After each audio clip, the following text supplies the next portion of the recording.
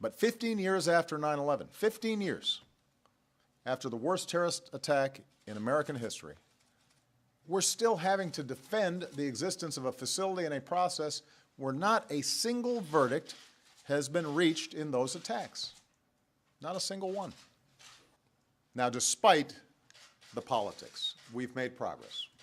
Of the nearly 800 detainees once held at Guantanamo, more than 85% have already been transferred to other countries.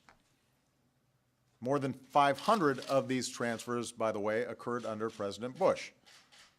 Since I took office, we've so far transferred 147 more, each under new, significant restrictions to keep them from returning to the battlefield.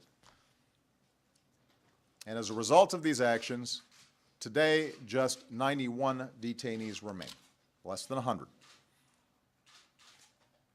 Today, the Defense Department, thanks to very hard work by Secretary of Defense Ash Carter, as well as his team working in concert with the Office of Management and Budget.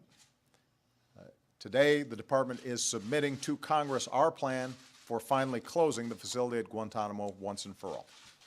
I also want to point out that in contrast to the commission process, our Article 3 federal courts have proven to have an outstanding record of convicting some of the most hardened terrorists.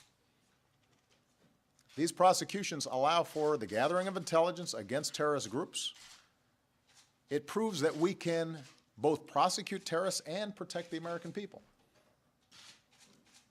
So think about it. Terrorists like Richard Reed, the shoe bomber, Umar Farouk Abdul-Muttalib, who tried to blow up an airplane over Detroit, Faisal Shahzad, who put a car bomb in Times Square, and Zohar Zaniev, who bombed the Boston Marathon. They were all convicted in our Article 3 courts and are now behind bars here in the United States. So we can capture terrorists, protect the American people, and when done right, we can try them and put them in our maximum security prisons, and it works just fine. As Congress has imposed restrictions that currently prevent the transfer of detainees to the United States, we recognize that this is going to be a challenge, and we're going to keep making the case to Congress that we can do this in a responsible and secure way, taking into account the lessons and great record of our maximum security prisons. And let me point out, the plan we're submitting today is not only the right thing to do for our security, it will also save money. The Defense Department estimates that this plan, compared to keeping Guantanamo open, would lower costs by up to $85 million a year. Over 10 years, it would generate savings of more than $300 million. Over 20 years, the savings would be up to $1.7 billion. In other words, we can ensure our security, uphold our highest values around the world, and save American taxpayers a lot of money in the process.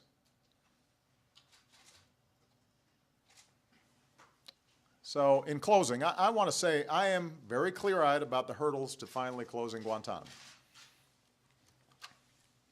The politics of this are tough. I think a lot of the American public are worried about terrorism, and in their mind, the notion of having terrorists held in the United States rather than in some distant place can be scary.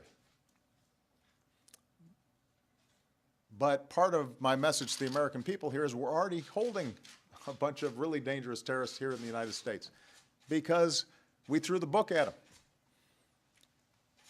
And there have been no incidents. We've managed it just fine. And in Congress, I recognize, in part because of some of the fears of the public that have been fanned oftentimes by misinformation, there continues to be a fair amount of opposition to closing Guantanamo. If it were easy, it would have happened years ago, as I wanted, as I have been working to try to get done. But there remains bipartisan support for closing it. And given the stakes involved for our security, this plan deserves a fair hearing, even in an election year.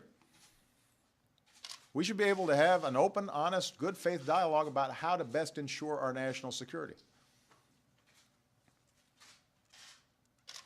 And the fact that I'm no longer running, Joe is no longer running, we're not on the ballot, it gives us the capacity to not have to worry about the politics. Let us do what is right for America. With this plan, we have the opportunity finally to eliminate a terrorist propaganda tool, strengthen relationships with allies and partners, enhance our national security, and most importantly, uphold the values that define us as Americans. I'm absolutely committed to closing the detention facility at Guantanamo. I'm going to continue to make the case for doing so as long as I hold this office. But this is a good moment for everybody to step back, take a look at the facts, take a look at the views of those who have been most committed to fighting terrorism and understand this stuff. Our operatives, our intelligence officials, our military. Let's go ahead and get this thing done. Thanks very much, everybody.